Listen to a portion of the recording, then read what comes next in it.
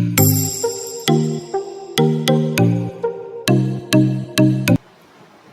learners, my name is Josla Thakur and in this lecture you are going to learn letter for placing order.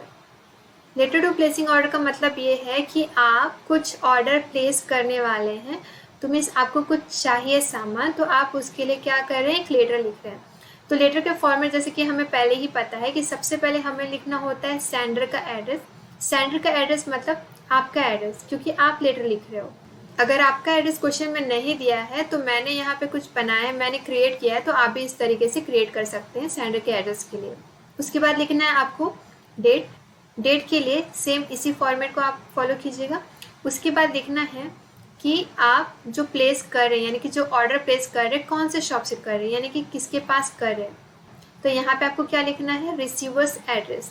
तो receiver का address आपके सामने यानी कि question में दिया रहेगा, आपको यहाँ पे लिखना होगा। उसके बाद लिखना है सब्जेक्ट। जब आप कोई सामान को ऑर्डर कर रहे हो तो आप उसके लिए लिख सकते हो प्लेसिंग एन ऑर्डर फॉर, यानी कि जो भी जैसे कि बुक्स कर रहे हो placing an order for books, या फिर एन ऑर्डर ऑफ बुक्स।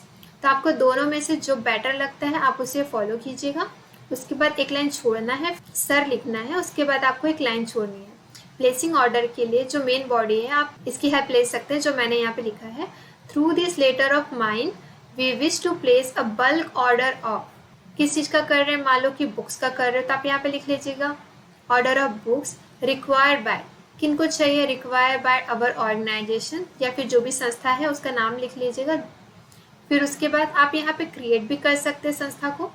अगर क्वेश्चन में दिया है तो आप वो लिख लीजिएगा ऑर्गेनाइजेशन, अगर नहीं दिया है तो you can create over it. फिर उसके बाद है the particular of item are as follow, या फिर the details of the item are as follows. आप इन दोनों में से कोई एक चीज़ को ले लीजिएगा जो भी आपको बेटर लगता है। उसके बाद जो भी आइटम्स आपको ऐड करने हैं, आपको क्या बनाना है, इस तरीके से एक बॉक्स बनानी होगी। फिर सीरियल नंबर 1 2 3 4 5 लिख लीजिएगा। फिर पर्टिकुलर में मेंशन कीजिएगा कि पहले नंबर में क्या आइटम आप कर रहे हैं, चलो एनसीईआरटी की हिस्ट्री। फिर दूसरे नंबर में करें एनसीईआरटी का पॉलिटिकल साइंस। फिर तीसरे नंबर में कर रहे हो एनसीईआरटी का साइंस की बुक। फिर आप कर रहे हो हिंदी। फिर उसके बाद कर रहे हो फिजिकल एजुकेशन। तो यहाँ पे आप क्या कर रहे हो कि जो बुक्स हैं आप उनके नाम यहाँ लिख दिए। अब उसके बाद आपको वो जो बुक है वो कितनी क्वांटिटी में चाहिए आप यहाँ पे लिख सकते हो। 100 चाहिए या फिर 200 चाहिए या फिर 50 चाहिए, आप यहाँ पे आइटम्स मेंशन कर सकते हो कि कितने नंबर में चाहिए।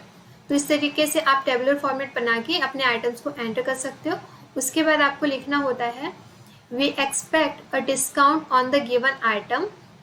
हम एक्सपेक्ट कर रहे हैं कि आप इस आइटम में कुछ डिस्काउंट देंगे, क्योंकि as it is a bulk order, क्योंकि ये बहुत ही बड़ा ऑर्डर है। Kindly let us know the mode of payment.